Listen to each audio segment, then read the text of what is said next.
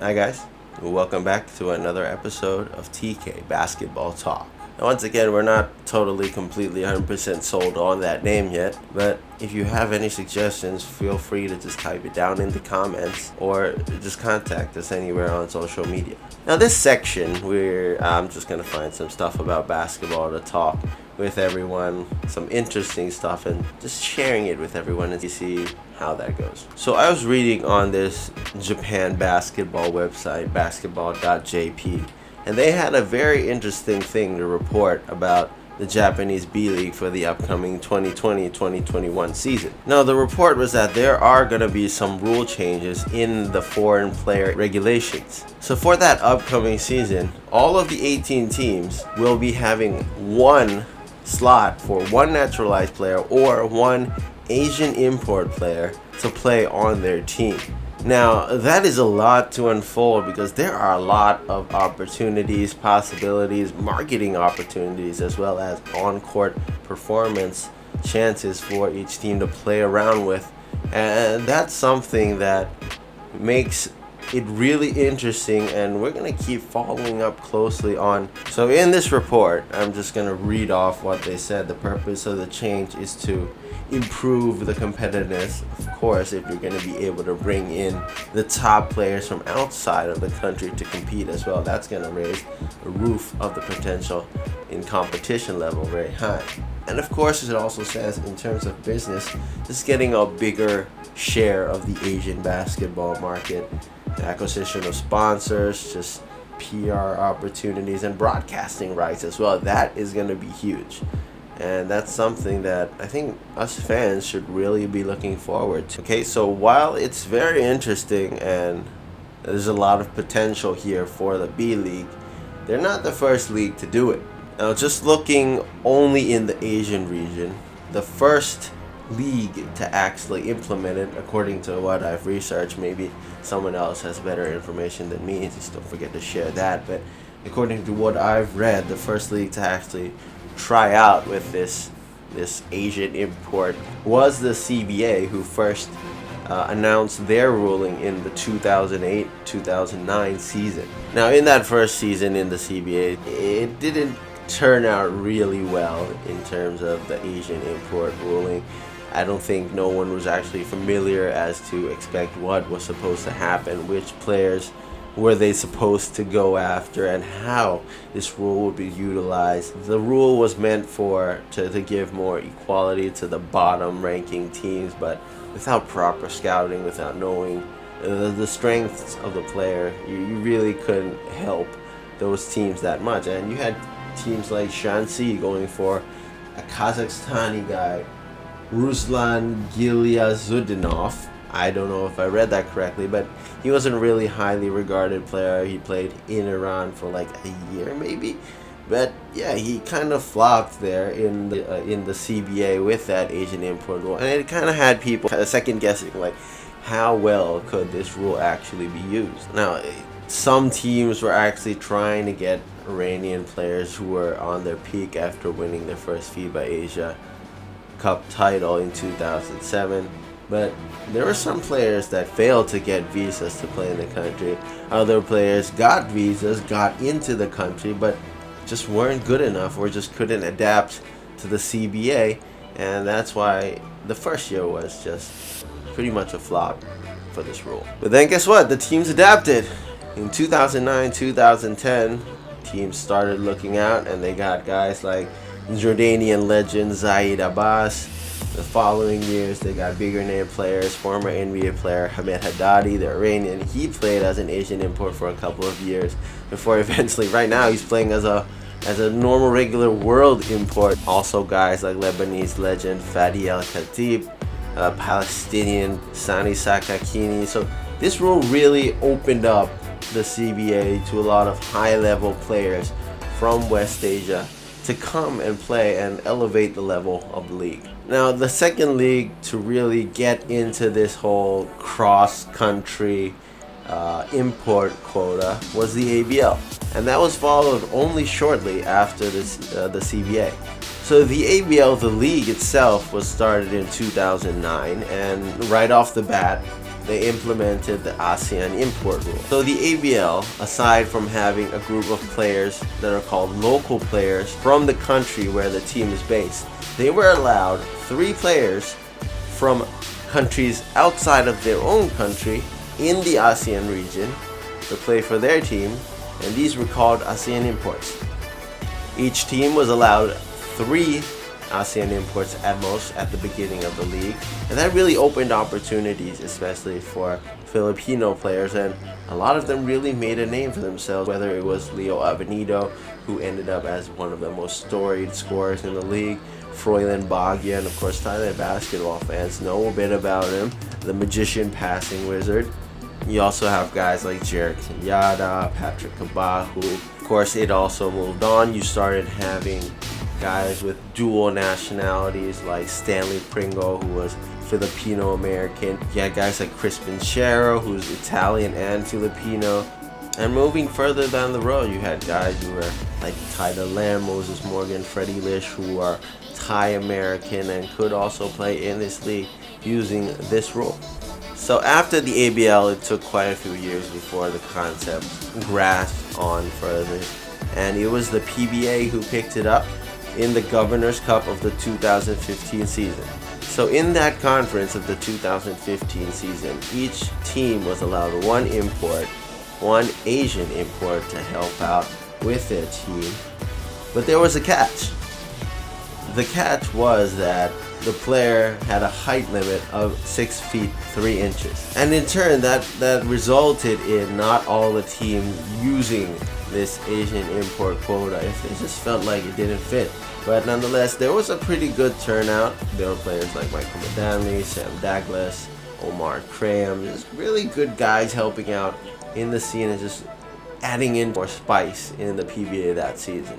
And finally, the other league that has actually tried out with these kind of import rules is our very own Thailand Basketball League, the TBL, who started implementing the rule in 2016 as trying to give an edge to the lower ranked teams. So these, I think, was the bottom 4 teams. They got 1 ASEAN import per team, and you got guys like Avery Scherer, who helped out with OSK. You got guys like Jeff Viernes, who helped out with PEA. So it was also quite an interesting touch to the TBL. Now, going back to the B League and their ruling for the upcoming season, it's going to be interesting what the details of this rule will be. What restrictions will they have? Because you have to remember, in the PBA there was that height limit which didn't allow teams to go for guys like Hamed Haddadi or Sana Sakakini, the guys who really thrived in that Asian import rule in the CBA, and I think that kind of hurt them a bit. So another interesting about the rule in the B League is how they will determine the nationality of the player. Is it possible for guys who obtain their nationality after 16, like Tyler Lamb, like Stanley Pringle, to be able to play in that Asian import rule? Because in the CBA, you can't do that. You have to be recognized as a local in FIBA competitions to play as an Asian import there, which was similar to in the PBA, where they also had to have that rule. And in fact, it was one of the main factors in restricting Tyler Lamb from being able to sign in the PBA with Global Port in 2016. And so those are the 2 key things that I think we have to keep an eye on, in particular how much restriction that the B League will have on these incoming Asian players. Now, another issue that is worth looking at is none of the leagues have tried out with the Asian import or cross-country import rule and had been able to retain that rule in their league. The CBA, they started out with a couple 4 teams that were able to get Asian imports. It grew up to 6 or maybe 8 at its most, I think. But as of recently this season, they're down to only 2 teams, the 2 bottom teams, to be able to have Asian import quota. So I think they're really evaluating it and finding that it's not as beneficial as they think. Similarly, in the PBA, they only tried it out for 2 seasons, and as I mentioned, not all the teams got their Asian import. So eventually they just scrapped it all together because it just wasn't beneficial for the teams itself or the league. Even the ABL, who started their league with the Asian import rule, eventually took it out altogether last season, but instead they loosened their local ruling, and that opened up other opportunities. But still, right now there is no ASEAN import rule in the ABL.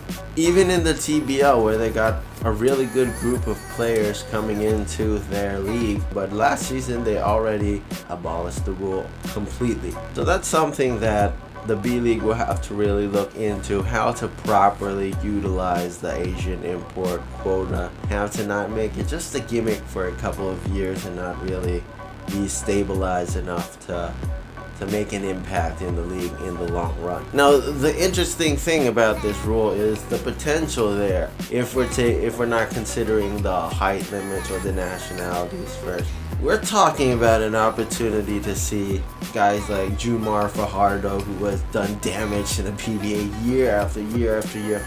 Now he could get a chance to cross over to play in the B League, get a taste of a different kind of style of basketball, and maybe even grow more as a basketball player. And not only Jumar, you can get guys like Terrence Romeo, who has been well known in the region and well respected for his skills. He can also get a chance to kind of clash and play in a different kind of style. So not only could the B League get guys from the PBA or stuff like that, they could potentially, hypothetically, get guys from the CBA, name guys like Zhou Shi, Yijin Lin, if they can, of course, fight with that money from the CBA itself. But the possibilities is there, and that's what makes it interesting. Even outside of the big name countries like the Philippines or China, you can go for players from Chinese Taipei, players from Korea, and I say this without any bias at all whatsoever.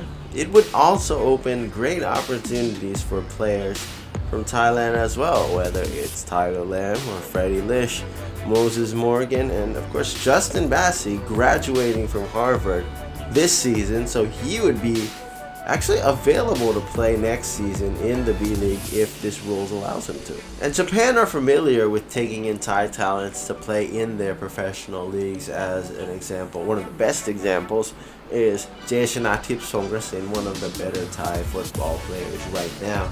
He's playing in the J1, the Japanese Professional Football League, or football or soccer, whatever is your preference, with Hokkaido Consadole Sapporo.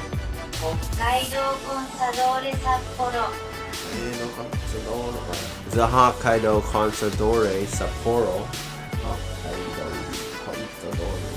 So this is an opportunity that could open up a new market for their league and also give a bigger opportunity. That's the personal angle that I'm looking forward to in this opportunity from the B League.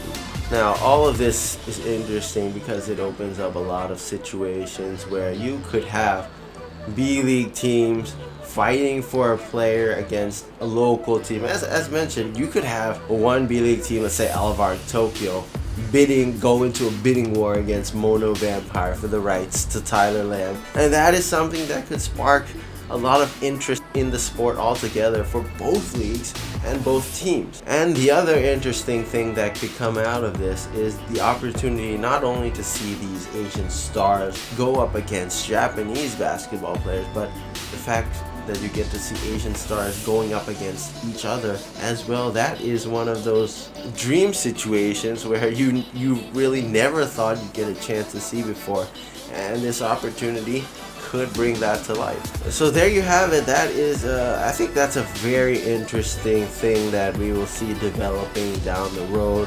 Of course, there are many more details to iron out, but it's going to open up a lot of opportunities. It has a lot of potential, and just really looking forward to see how it plays out and what these opportunities could do for the players in this region. So, I mean, what do you guys think about the situation here? Just sound it off in the comment section below. So yeah, just wanted to share this news, see what you guys think, and that wraps up another time with me here at TK Basketball Talk. Again, it's obviously not a perfect program, but if you have any suggestions, sound it off in the comments, contact us somewhere here, wherever they're gonna put my social media tags, just so we have a better idea of what we want to do with this time. You're watching it anyway, so let's make the most out of it. We'll see you next time. Don't forget to click like and subscribe on the channel, and of course get your notifications so you don't miss an episode. Bye bye.